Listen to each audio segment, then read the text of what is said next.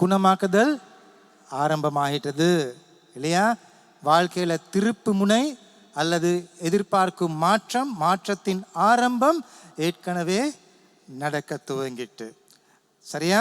அப்பொழுது என்னோடு சேர்ந்து இறை வார்த்தையை கொஞ்சம் நாங்கள் பார்ப்போம். சரியா?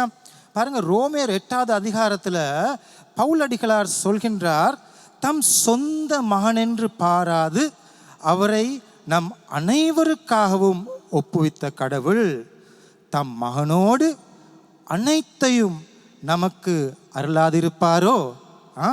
எங்களுடைய ஆவிக்குரிய வாழ்வு, மனரீதியான வாழ்வு, எங்களுடைய சரீர பிரகாரமான வாழ்வு, இதை அனைத்திற்கும் ஒரு மாற்றத்தை தரப்போகின்றார். ஆகவே இந்த வார்த்தை பாவித்து என்னோடு சொல்லுங்க, நம்முடைய இறைவன் சொல்லுங்க, தன்னுடைய சொந்த மகன் என்று பாராமல் அவரை எனக்காக கொடுத்தார் என்றால் அவரோடு சேர்ந்து மற்றெல்லாவற்றையும் எனக்கு தருவார். என்னுடைய அப்பா எனக்கு தருவார். சொல்லுங்க, நன்றி இயேசுவே, நன்றி இயேசுவே, நன்றி இயேசுவே. ஆகவே தீத்து 3வது அதிகாரத்தில் அவர் நம் மீட்பராகிய இயேசு கிறிஸ்துவின் வழியாக தூய ஆவியை நம் மீது நிறைவாக பொழிந்தார் என்று எழுதப்பட்டிருக்கிறது. சொல்லுங்க, நம் மீட்பராகிய இயேசு அவர் வழியாக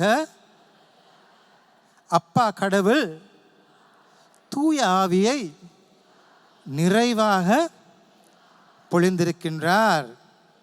நன்றி இயேசுவே, ஸ்தோத்திரம் ஆண்டவரே. கிறிஸ்துவுக்கே புகழ், கிறிஸ்துவுக்கே புகழ், கிறிஸ்துவுக்கே புகழ். ஆகவே இதுவரை கண்டிராத குணமாக்குதல்களை இன்றைக்கு நீங்கள் காணப்போகின்றீர்கள். இதுவரை நீங்கள் நடக்காத மாற்றங்களை அனுபவிக்க போகின்றீர்கள். ஏனென்று சொன்னால், இயேசு உயிரோடு இந்த இடத்தில் இருக்கின்றார். அவருடைய பரிவு இரக்கம் கொண்ட இருதயம் எங்களை நோக்கி கூர்ந்து பார்த்து கொண்டிருக்கின்றது. ஆகவே பெரியதொரு எதிர்பார்ப்போடு இந்த நேரத்தில் நீங்கள் பங்கு பெற்ற வேண்டும். ஆகவே நீங்கள் உணவு உட்கொண்டிருக்கலாம். பாசல் கொஞ்சம் பெரிய பாசல் இல்லையா? பெரிய பாசல் சாப்பிட்டா கொஞ்சம் தூக்கம் வர மாதிரி இருக்கும். ஆனாலும் பரிசுத்த ஆவியானவர் கிரியை செய்து கொண்டிருப்பதால் உங்களை அவர் தூங்காமல் வைத்து கொண்டிருப்பார். ஆகவே என்னோடு சேர்ந்து இந்த பயணத்தில் வாருங்கள். கிறிஸ்துவுக்கே புகழ், கிறிஸ்துவுக்கே புகழ். ஆகவே இந்த ஞான ஒடுக்கத்தின் 3வது அங்கம் இப்பொழுது தலையங்கம் என்னவென்று சொன்னால், இயற்கைக்கு அப்பாற்பட்ட சொல்லுங்க மாற்றம் ஏற்படுவதற்காக இருக்கும் தடைகள். சரி, பாருங்க, பொதுவாக அநேக வருடங்களாக ஜெபம் செய்து பிரதிபலன் கிடைக்காத நிலைமைகள் இருக்கலாம். அப்படித்தானே? இருக்குத்தானே? சில காரியங்களுக்காக நீங்கள் நிறைய வருடங்கள் ஜெபம் செய்கிறீங்க. சில வேளை அந்த காரியம் இன்னும் கூட நடக்கலை. சில வேளை நாங்கள் நினச்சி கொண்டிருக்கலாம், என்ன போல ஒருத்தருக்கு இறைவனால் உதவி செய்ய முடியுமா? என்ன கடந்த காலத்தில் இப்படியெல்லாம் நடந்துச்சு, என்ன மாதிரி ஒருத்தருக்கு இறைவன் உதவி செய்வாரா? அப்படி உங்களுக்கு சில வேளை யோசனை வரலாம். எங்களில் சிலருக்கு அப்படி யோசனை வரலாம். சில வேளைகளில் என்னிடம் எந்த நன்மைகளும் இல்லை, இறைவன் என்னை நோக்கி பார்க்கக்கூடிய தகுதி எனக்கு இல்லை, இப்படின்னு சொல்லி தவறான கருத்துக்கள் எங்களிடம் வைத்து கொண்டிருக்கலாம். நாங்கள் சுகமாவது, சிலர் சொல்லுவாங்க, பிரதர் நான் இப்படி நோயோடு இருக்கேன், நான் சுகமாகிறது இறைவன் சித்தம் இல்லை போல, அப்படியெல்லாம் நினச்சி கொண்டிருக்கலாம். இன்றைக்கு இந்த அனைத்து தவறான கருத்துக்களும் இயேசுவின் பரிசுத்த ஆவின் வெள்ளத்தினால் அடித்து கொண்டு போகிறது. கிறிஸ்துவுக்கே புகழ், கிறிஸ்துவுக்கே புகழ், கிறிஸ்துவுக்கே புகழ். ஆகவே இயற்கைக்கு அப்பாற்பட்ட மாற்றம் ஏற்படுவதற்காக இருக்கின்ற தடைகள் என்ன என்பதை நாங்கள் ஒன்றொன்றாக பார்க்க போகின்றோம். ஆகவே நாங்கள் இன்னைக்கு பெற்றுக்கொள்ள போவது ஆங்கிலத்தில் பிரேக் த்ரூ. அடிக்கடி லலிதப்பா சொன்னார் இல்லையா? அப்போ அந்த பிரேக் த்ரூங்கிற வார்த்தைக்கு தமிழ் வார்த்தையை கண்டுபிடிக்க முடியாமல் ரொம்ப கஷ்டப்பட்டோம். பாருங்கள், திருப்பு முனைன்னு சொல்லலாம், ஆனால் அது திருப்பு முனைனா டேர்னிங் பாயிண்ட் இல்லையா?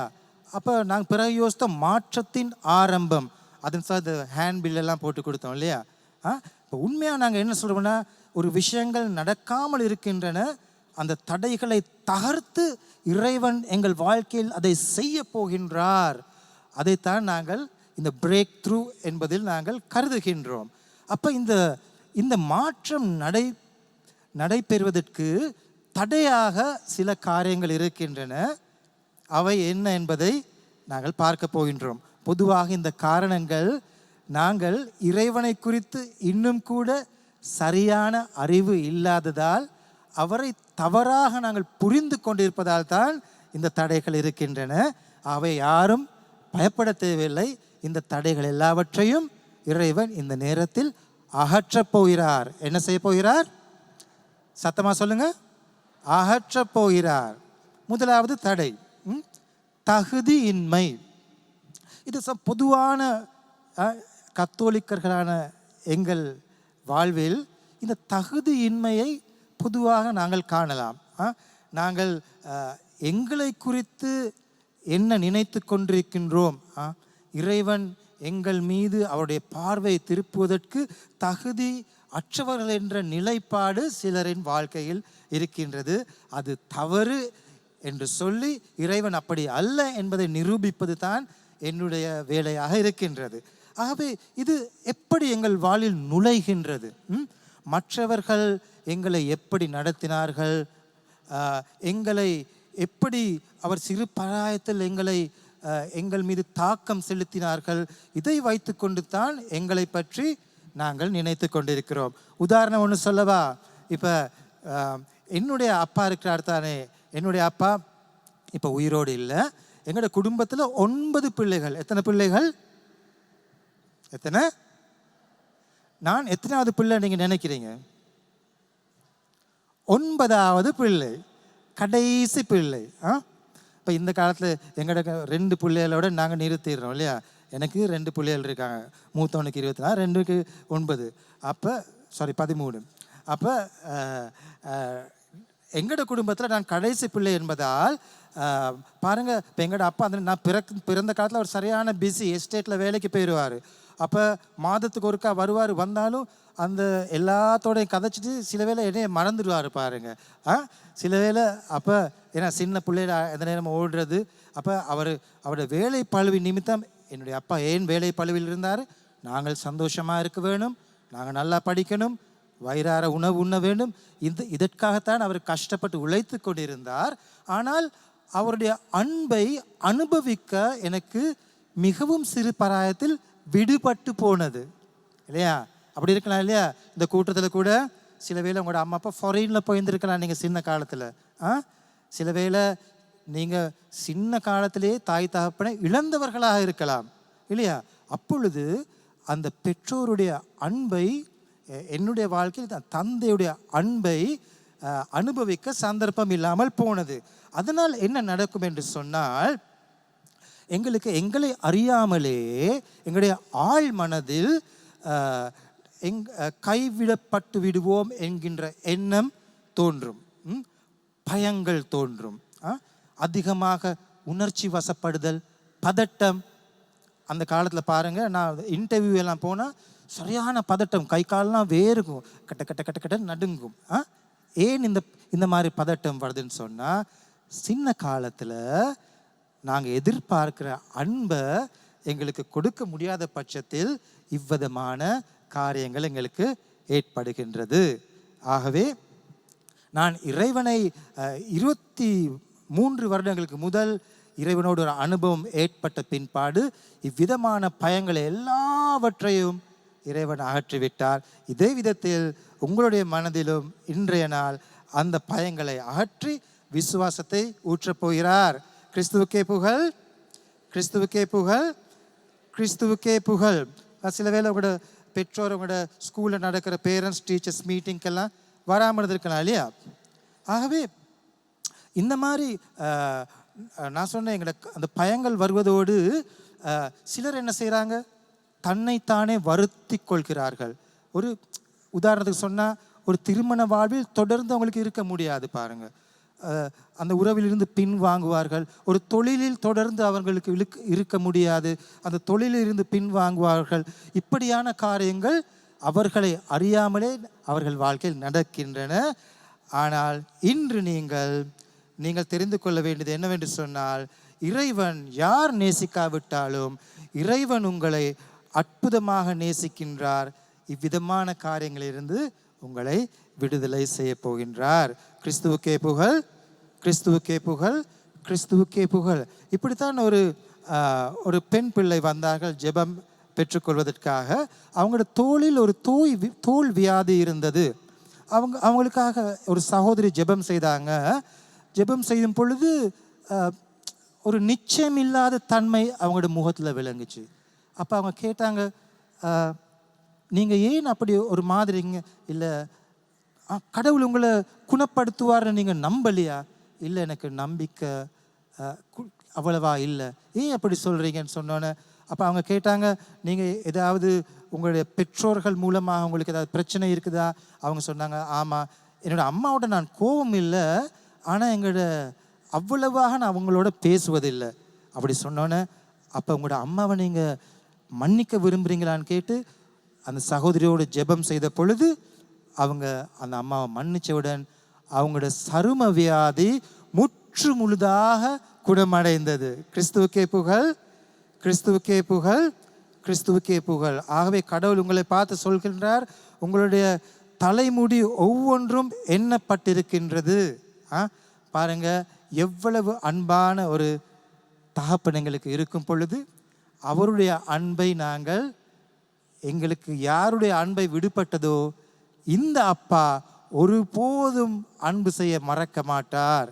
ஆகவே அந்த அப்பாவின் அன்பு எங்களுக்கு எப்பொழுதும் இருக்கின்றது என்ற விசுவாசம் இப்பொழுது உங்கள் உள்ளங்களில் ஏற்படுகின்றது. நன்றி இயேசுவே. சொல்லுங்க, கிறிஸ்துவுக்கே புகழ், கிறிஸ்துவுக்கே புகழ், கிறிஸ்துவுக்கே புகழ். ஆகவே இரண்டாவது காரணத்தை பார்க்க போகிறோம். செகண்ட் ஸ்லைட், நெக்ஸ்ட் ஸ்லைட் பாருங்க. நம்பிக்கையினம், சொல்லுங்க, பயம், சந்தேகம். ஆகவே எங்களோட வாழ்க்கையில் பெரிதான மாற்றங்கள் ஏற்படுவதற்கு தடையாக இருக்கக்கூடிய அடுத்த காரியங்கள் தான் இந்த நம்பிக்கையினம். நம்பிக்கையினம் ஏன் ஏற்படுகிறது என்று சொன்னால், தீர்க்கப்பட முடியாத மனவேதனைகள், அநேக காலங்களாக இருக்கின்ற மனவேதனைகளும் ஏமாற்றங்களும். எந்த மாதிரி நேரத்தில் அப்படி ஏற்படுது சொல்லுங்க பார்ப்போம். ஏமாற்றம், எனக்கு தெரியும், ஒருத்தர் திருமணம் முடிப்பதற்கு முன் ஒரு பெண்ணோடு அவர் சிநேகமாக இருந்தார். அப்போ அந்த பெண் சொன்னாங்க, எனக்கு குடிப்பழக்கம் இருக்கிறவளுக்கு திருமணம் முடிக்க முடியாது. அப்போ இந்த நபர் சொன்னார், நான் குடிக்கவே மாட்டேன், நான் சாராயத்தை தொட்டு கூட இல்லை, சாராய கடை இந்த பக்கம் இருந்தால் நான் மற்ற பக்கம் போயிடுவேன்னு சொன்னார். ஆனால் பாருங்க, கல்யாணம் கட்டின பிற்பாடு என்ன நடந்துச்சு? என்ன நடந்திருக்கும் சொல்லுங்க பாப்போம். இவர் பெரிய குடிக்காரர் பாருங்க. அப்ப அந்த மனைவிக்கு பெரிய ஏமாற்றம் தாங்க முடியாம வருட கணக்கில் அவள் இருந்து பிற்பாடு இறைவனை சந்தித்த பிற்பாடு தான் அந்த ஏமாற்றம் அவங்களுக்கு நீங்கியது. அதே போல் எங்களோட வாழ்க்கையில் இல்லையா, திருமண வாழ்க்கையில மகளுக்கு சொத்து எல்லாம் கொடுப்பேன்னு சொல்லி திருமணம் முடிந்த பிற்பாடு வாக்குறுதி கொடுத்த சொத்தை கொடுக்காமல் இருந்து விடுவார்கள். அப்படி ஏமாற்றங்கள் நடக்கின்றன. இவ்வாறு ஏமாற்றங்களும் வேதனைகளும் அதிகரிக்கும் பொழுது மனிதர்களை எங்களால் நம்ப முடியாமல் போய்விடுகிறது இல்லையா. யாரையும் நம்ப விருப்பம். சிலர் பாருங்க, யாரையும் நம்ப மாட்டாங்க. எவ்வளவு தான் சொன்னாலும் சந்தேகம் இருந்து கொண்டே இருக்கும். காரணம் என்ன? இவ்விதமாக அதிகமான ஏமாற்றங்களும் மனவேதனைகளும். ஆகவே நாங்கள் இதே கண்ணோட்டத்தோடு இறைவனையும் நாங்கள் பார்த்து கொண்டிருக்கிறோம். நாங்கள் நினைக்கின்றோம், இறைவனும் எங்களை கைவிட்டு விடுவாரோ. என்னைய சின்ன காலத்துலேருந்து என்னை நிறைய பேர் ஏமாத்திட்டாங்க, அதனால கடவுளையும் என்னால் நம்ப முடியாமல் இருக்கின்றது.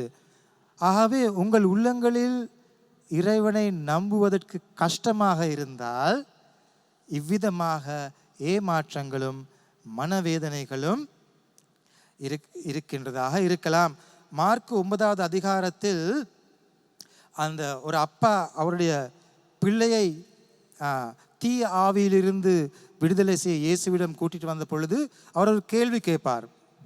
என்ன கேட்பார்? உம்மால் முடியுமானால், ஞாபகம் இருக்கா? உம்மால் முடியுமானால். அப்ப இயேசு என்ன சொல்வார்? என்னால் முடியுமா என்று சொல்லி அந்த மகனை அவர் குணமாக்குகின்றார். ஆகவே எங்களுடைய சந்தேகம் இருந்தாலும் இயேசு இடைப்பட்டு எங்களுடைய பிரச்சனையை தீர்க்கின்றார். கிறிஸ்துவுக்கே புகழ், கிறிஸ்துவுக்கே புகழ், கிறிஸ்துவுக்கே புகழ். எபிரேயர் 11 என்னோட சேர்ந்து வாசிங்க. நம்பிக்கை என்பது, எங்க சத்தத்தை காண, நம்பிக்கை என்பது நாம் எதிர்நோக்கி இருப்பவை கிடைக்கும் என்னும் உறுதி. ஆகவே நம்பிக்கை என்பது நாங்கள் எதிர்பார்த்து இருப்பவை, கண்ணுக்கு இப்பொழுது தெரியாவிட்டாலும் இறைவனோடு ஒரு பழக்கம் ஏற்படும் பொழுது இல்லையா, எங்களுக்கு அது விசுவாச கண்களில் தெரிகின்றது இல்லையா. ஆபிரகாமுக்கு கடற்கரை மண்ணை போல் உன் சந்ததியை நான் தருவேன் என்று இறைவன் சொன்ன பொழுது ஆபிரகாமுக்கு எத்தனை பிள்ளைகள் இருந்தாங்க? ஒரு பிள்ளை கூட இருக்கல. பாருங்க, ஒரு பிள்ளை கூட இல்லாவிட்டாலும் ஆபிரகாம் எதிர்நோக்கினார். எங்களுடைய இறைவன் எதிர்நோக்கக்கூடிய அவர் கொடுத்த வாக்குறுதியை ஒருபோதும் தவறாத இறைவனாக இருக்கின்றார். கிறிஸ்துவுக்கே புகழ், கிறிஸ்துவுக்கே புகழ், கிறிஸ்துவுக்கே புகழ். சிலருக்கு பாருங்க, தொடர்ந்து சர்ச்சுக்கு வந்து வந்து வந்து வந்து ஒன்றும் நடக்கலை, ப்ரேயர் மீட்டிங்க்கு போய் போய் போய் ஒன்றும் நடக்கலை. அதனால அவங்களுக்கு திருப்பியும் நான் போனாலும் நடக்காது என்கின்ற எண்ணங்கள் சில வேளை இருக்கலாம். ஆனால் இன்னைக்கு அப்படி இல்லை. இன்னைக்கு ரொம்ப வித்தியாசமான நாள். நான் இதே 5 தூண்களை பற்றி கேட்டீங்க தானே? இப்போ கொஞ்சம் காலையில் கேட்டிங்களா? எத்தனை தூண்கள்? 5 தூண்கள். இந்த 5 தூண்களை பற்றி நாங்கள் மத்துகம என்ற இடத்தில் நாங்கள் போதித்தோம். அன்றைக்கு நான் மொழிபெயர்ப்பு செய்தேன் லலித் அப்பாவுக்கு. அப்போ அந்த இடத்துல வந்திருந்தவங்களில் 90 பேர்கிட்ட அவங்களுக்கு கை கால் வலி, நிறைய பிரச்சனைகள். நடந்த அதிசயம் என்ன தெரியுமா? எல்லோருமே சுகமாகிவிட்டார்கள். என்னால் கூட ஆச்சரியத்தோடு பார்த்து கொண்டிருந்தேன். சாறை சாறையாக, கொத்து கொத்தாக எல்லோரும் குணமாகினார்கள். ஆகவே இந்த காலகட்டத்தில் இறைவனின் செயற்பாடுகள் அதிகமாகிக் கொண்டே போகின்றன.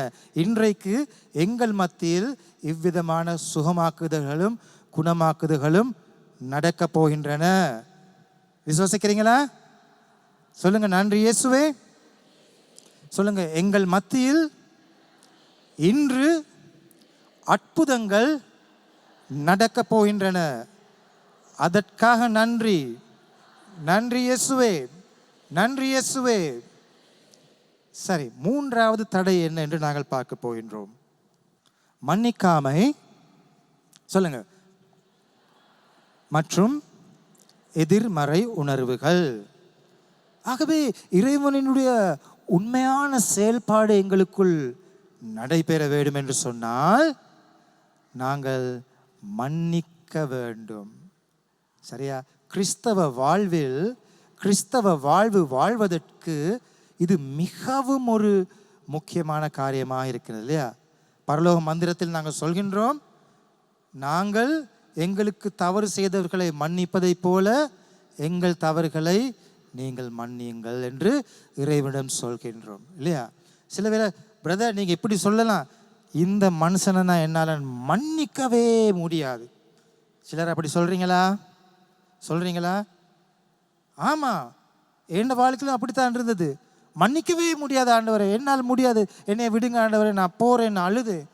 23 வருடங்களுக்கு முன் வாழ்க்கையில் அடிப்பட்டவனாக, வீழ்ந்தவனாக, எல்லாவற்றையும் இழந்தவனாக நான் இயேசுவிடம் வரும் பொழுது அவர் முதலாவது சொன்னது மன்னிக்குங்கன்னு சொல்லி. நான் கேட்டேன், ஆண்டவர் எத்தனை தடவை?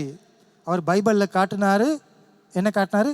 7 முறை 77 தடவை. ஆண்டவரை என்னால் முடியாது, நீங்கள் பலப்படுத்துங்க.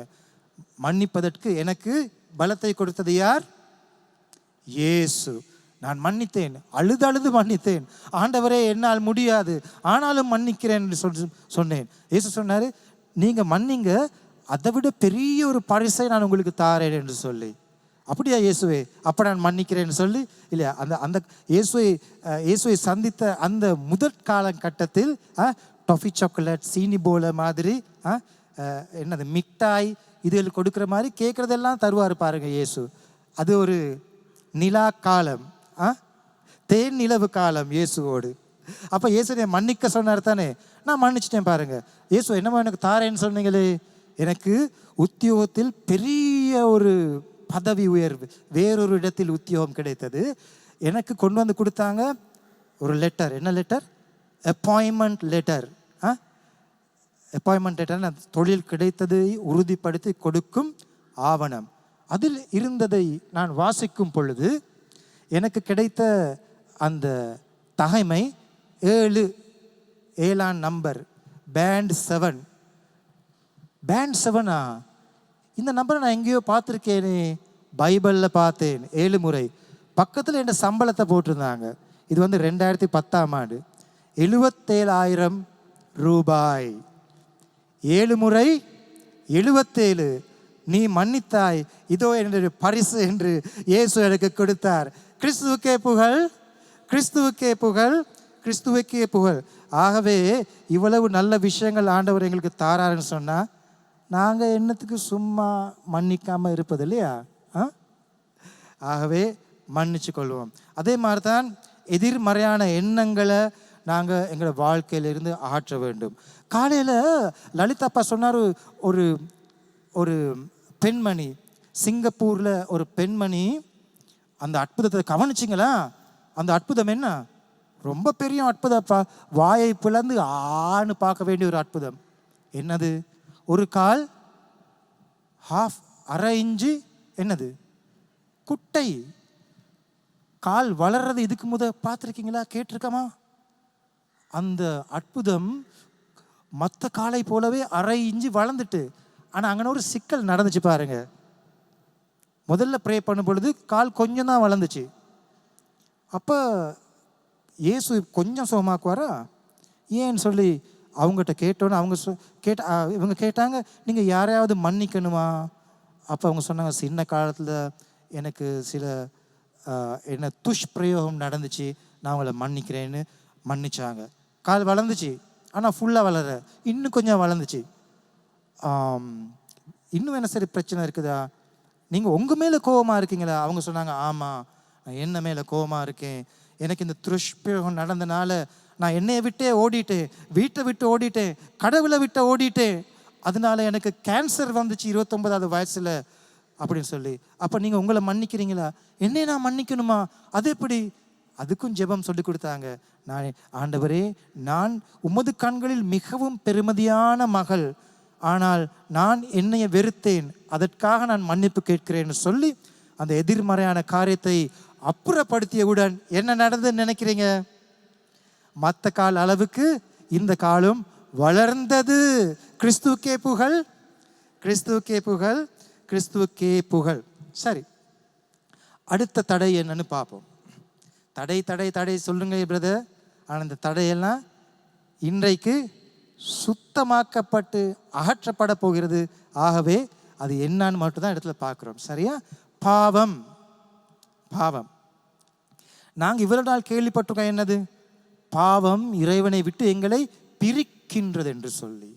ஆனால் நற்செய்தியை நாங்கள் கவனமாக பார்த்தால் எங்களுடைய பாவம் தான் இறைவனை எங்கள் மீது ஈர்க்கின்றது. என்ன பிரதர் சொல்றீங்க? இன்றைக்கு முதலாவது தூணை நீங்க பார்த்தீங்களா கவனமா? முதலாவது தூண், இயேசு இந்த உலகத்திற்கு வந்தது யாருக்காக? எனக்காக. நான் யார்? நான் ஒரு பாவி. நான் பாவியாக இருக்கும் பொழுது என்னை தேடிக்கொண்டு இயேசு வருகிறார். ஏன் வருகின்றார்? நான் விழுந்திருக்கின்ற இடத்திலிருந்து அவர் இருக்கும் இடத்தில் என்னை தூக்குவதற்காக.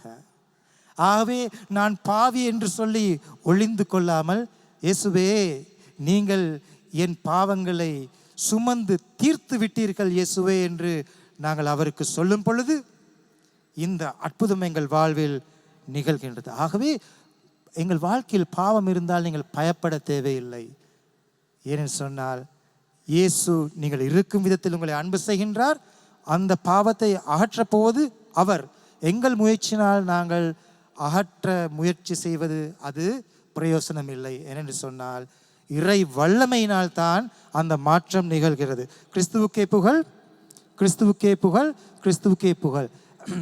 ரோமர் 8ஆம் அதிகாரம் 35வது வசனத்தில் கிறிஸ்துவில் அன்பிலிருந்து என்னை எதுவும் பிரிக்க முடியாது என்று எழுதியிருக்கிறது. என்ன சொல்லுங்க?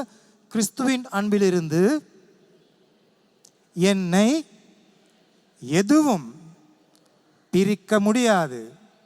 கிறிஸ்துவுக்கே புகழ், கிறிஸ்துவுக்கே புகழ், கிறிஸ்துவுக்கே புகழ். யோவான் 16வது அதிகாரத்தில் இயேசு சொல்கின்றார், பாவம் பற்றிய அவர்கள் கருத்து தவறானது. இயேசுவே சொல்கிறார், அன்பார்ந்தவர்களே, பாவத்தை பற்றி நீங்கள் நினைத்து கொண்டிருப்பது தவறானது. ஏனெனில் என்னிடம் அவர்கள் நம்பிக்கை கொள்ளவில்லை. இயேசு சொல்கின்றார், நாங்கள் பாவம் பாவம், அது பாவம், இது பாவம் என்பதல்ல பாவம், என் மீது நம்பிக்கை கொள்ளாதது தான் பாவம். இல்லையா?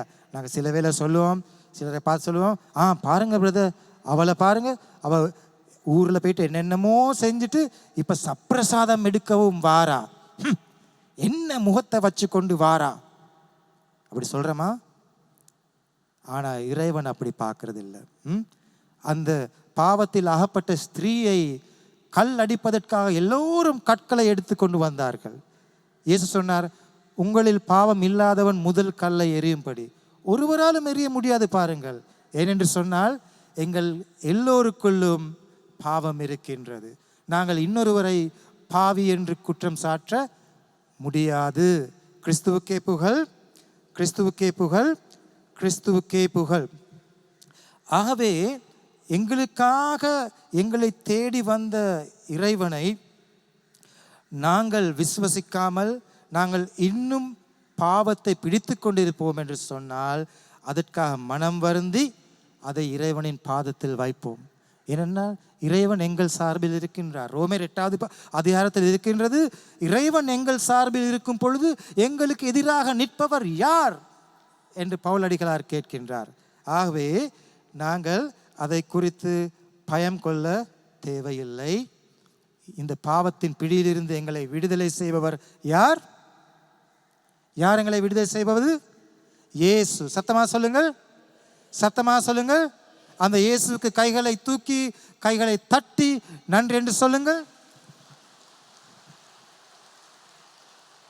நன்றி இயேசுவே, ஸ்தோத்திரமானவரே. அடுத்ததாக 5வது தடை என்ன என்று பார்க்க போகின்றோம். இறை திருவுளத்தை அறியாமை. சொல்லுங்க. இன்னொரு வார்த்தை சொல்வதானால் இறைவனின் சித்தத்தை நாங்கள் அறியாமல் இருப்பது. மார்க்கு 1வது அதிகாரத்தில் தொழுநோயாளர் ஒருவர் இயேசுவிடம் வந்து என்ன சொன்னார்? என்ன சொன்னார்? ஞாபகம் இருக்கா யாருக்காவது? நீர் விரும்பினால் என்னை குணமாக்கும். தொழுநோயாளர் பாருங்க, நாங்களும் அப்படி சொல்லுவோம் இல்லையா? ஆண்டவர் இயேசுக்கு எல்லாம் செய்யலாம், எல்லாம் செய்யலாம், ஆனால் எனக்கு செய்வாரா?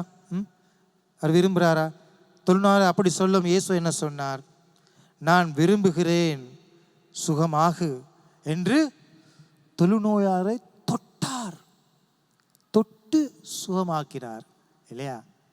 மற்றவங்க தொழுநோயாளர் தொட்டு இருந்தால் அவருடைய தொழுநோய் தொட்டவனுக்கு தொத்தி இருக்கும். ஆனால் இயேசு தொட்டதால் தொழுநோய் இயேசுவை தொற்றுவதற்கு பதிலாக இயேசுவின் பரிசுத்தம் அந்த நோயாளியை தொட்டு முழுமையாக குணமாக்கியது. கிறிஸ்துவுக்கே புகழ், கிறிஸ்துவுக்கே புகழ். ஆகவே நாங்கள் சுகமாவது இறைவனின் சித்தம், நாங்கள் சுகமாவது இறைவனின் சித்தம். கிறிஸ்துவுக்கே புகழ், கிறிஸ்துவுக்கே புகழ், கிறிஸ்துவுக்கே புகழ். ஆகவே இறைவனின் சித்தம் பாருங்க, ஆதாமை இந்த உலகத்தில் படைக்கும் பொழுது இறைவனோடு சேர்ந்து ஆட்சி செய்வதற்காகத்தான் ஆதாமை படைத்தார் இல்லையா? இறைவன் ராஜா என்று சொன்னால் ஆதாம் குட்டி ராஜா. எப்படி தெரியும்? மிருகங்களுக்கு பெயர் வைத்தது யார்? ஆதாமும் மேவாளும் இல்லையா? ஆதி பெற்றோர் தான் மிருகங்களுக்கு பெயர் வைத்தார்கள். அவர்கள் ஏதேன் தோட்டத்தில் இருந்து ஆட்சி செய்தார்கள். ஆகவே நாங்கள் ஆண்டு கொள்ள வேண்டும் என்பது இறைவனுடைய சித்தம். ஆனால் ஆதாம் பாவத்தில் விழுந்ததனால் அவன் அந்த ஆட்சி அதிகாரத்தில் இருந்து விழுந்தான். ஆதாம் விழுந்ததன் முதல் இன்று வரை அந்த பாவம் ஆதிக்கம் செலுத்தியது. எப்பொழுது வரை? இயேசு சிலுவையில் அறையப்பட்டு ஆதாம் இழந்து போனதை மீண்டும் எங்களுக்கு பெற்று கொடுத்திருக்கின்றார். இதுதான் இறைவனின் சித்தம் இல்லையா? அப்ப ஆதாம் சுகதேகியாக இருந்தானா? ஓமா இல்லையா? ஆதாம் பரிபூர்ண சுகதேகியாக இருந்தான். ஆதாமுக்கு இந்த லைட் பில், தண்ணி பில் எல்லாம் கட்ட கஷ்டப்பட்டானா ஆதாம்? இல்லை இல்லையா? அவன் நிறைவானவனாக இருந்தான் எல்லாவற்றிலும். சரியா? அதைவிட முக்கியமானது, இறைவனோடு நெருங்கிய தொடர்பு வைத்திருந்தான் இல்லையா? இறைவன் ஆதாமோடு நடந்தார். ஆகவே இப்படியாக இழந்து போனதை மீண்டும் எங்களுக்கு தருவதற்கு தான் இயேசு சிலுவையில் அவருடைய இரத்தத்தை சிந்தி எங்களுக்கு அந்த வாழ்க்கையை பெற்றுக் கொடுத்தார். ஆகவே இது எசாயா 53:4 வசனத்தில் என்னோட நீங்க வாசிங்க, அது நல்ல வசனமாக இருக்கின்றது. மெய்யாகவே சொல்லுங்க. ஏன் மெய்யாகவேன்னு சொல்றாங்க? சில வேளை நாங்க நம்ப மறுக்கிறோம். அதனால தான் மெய்யாகவே சொல்லுங்க. மெய்யாகவே அவர் நம் பிணிகளை தாங்கிக் கொண்டார். யார் தாங்கிக் கொண்டாராம்? இயேசு. அப்ப இந்த இடத்தில் இருக்குது, அவர் தம் காயங்களால் சொல்லுங்க நாம் குணமடைகின்றோம். ஆகவே அன்பார்ந்த சகோதர சகோதரிகளே, நாங்கள் குணமடைவது இறைவனின் சித்தமாக இருக்கின்றது.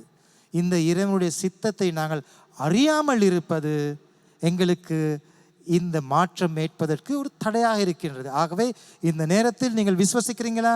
இறைவனுடைய சித்தம் நான் குணமாவது. சொல்லுங்க, நான் குணமாவது இறைவனுடைய சித்தம்.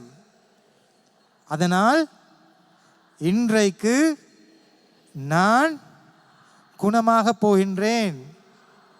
இன்றைக்கு நான் நிறைவுள்ளவளாக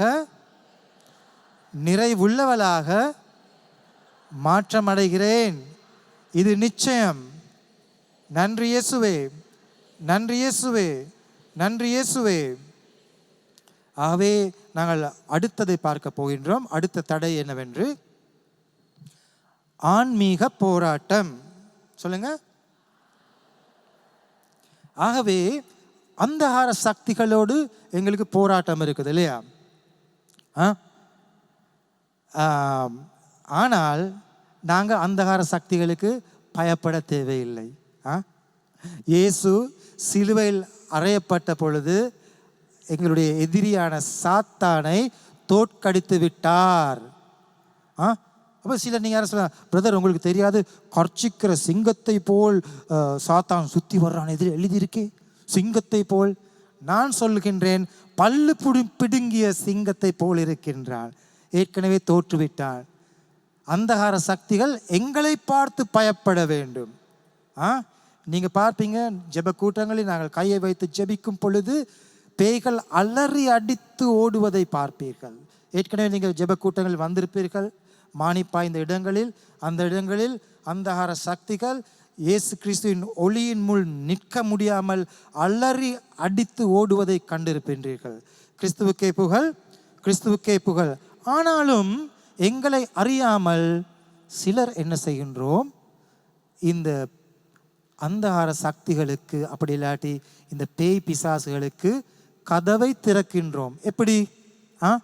ஏதாவது நடக்காட்டி எங்கேயாவது போயிட்டு வேற இடங்களில் போயிட்டு ஏதாவது கும்பிட்டு கையில் நூல் கட்டுற பழக்கம் இருக்கு இல்லையா? வேறு வேறு கோயில்களுக்கு போய் குறி சொல்லுவர்களை சந்தித்து, சாஸ்திரக்காரர்களை சந்தித்து, நாங்கள் கத்தோலிக்கத்தான் சும்மா என்ன நடக்குதுன்னு பார்க்க போவோம் பிரதர். நாங்கள் இதெல்லாம் நம்ப மாட்டோம் பிரதர். ஆனால் இல்லையா, என்ன 2வது மகளுக்கு கொஞ்ச நாளாக சரியாக ஒரு வரன் கிடைக்கல. அது கிடைக்குமா கிடைக்காதான்னு பார்க்கத்தான் போகிறோம் பிரதர். வேற ஒன்றும் இல்லை, நாங்கள் நல்ல கத்தோலிக்கர் பிரதர். செய்யக்கூடாது. நீங்கள் கதவை திறக்கின்றீர்கள். எல்லாம் வல்ல இறைவன் எங்களுக்கு இருக்கின்றார். எங்களுக்கு தேவையான எல்லாவற்றையும் நிறைவாக தருவார். படிப்பு, பிள்ளைகளின் படிப்பு, பிள்ளைகளுக்கு திருமணம், ஒரு வயது வந்த ஒரு மகன் மகள் திருமணம் முடிக்க வேண்டும் என்று சொன்னால் உங்களுக்குரிய நல்ல தெரிவு செய்வது யார்?